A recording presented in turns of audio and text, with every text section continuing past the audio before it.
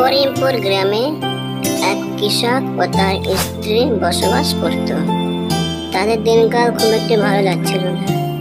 তাদের বাড়ির মধ্যে অশান্তি দুঃখ লেগেই ছিল, কারণ তারা ছিল অত্যন্ত গরিব মানুষ।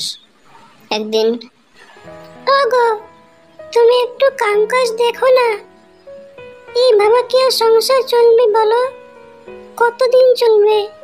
মেয়ে বড় হচ্ছে, তুমি তো জমির কাজ পারো, তুমি তো আপেল চাষ করতে পারো, একবার দেখো না আপেল চাষ করে।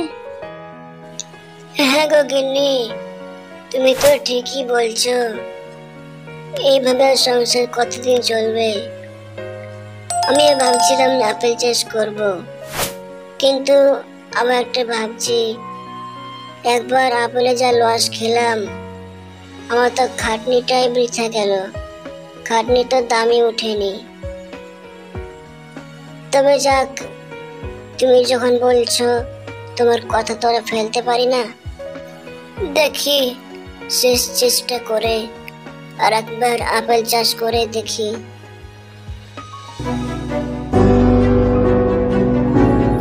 এরপর সে নিজের জমি খনন করতে চলে যায় আপেলের গাছ লাগাবার জন্য।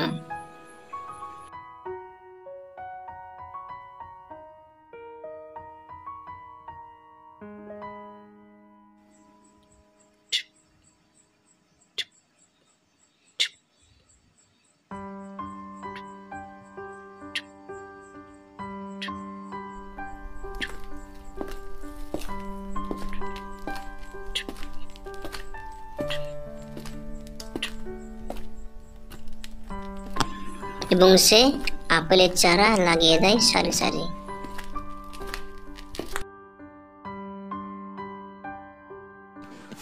ওগো, আপেলের গাছ তো লাগালে, একবার দেখে এসো আপেলের গাছগুলো কত বড় হলো না হলো, গাছে ফল এসেছে কি আসেনি, একবার দেখে এসো, যাও।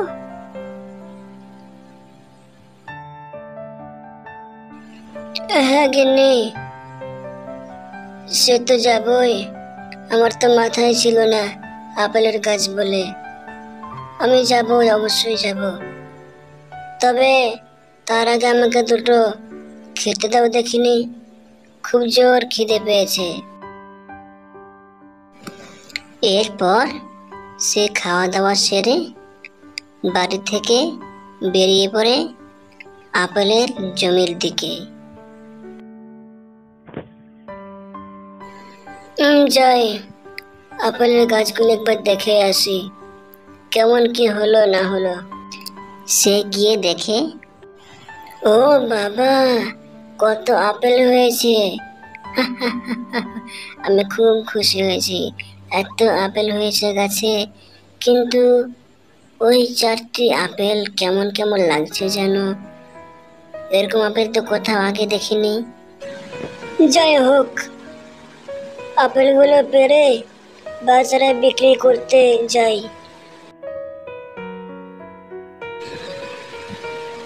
এই কথা বলে সে আপেলগুলি পেড়ে বিক্রি করতে চলে যায় বাজারে।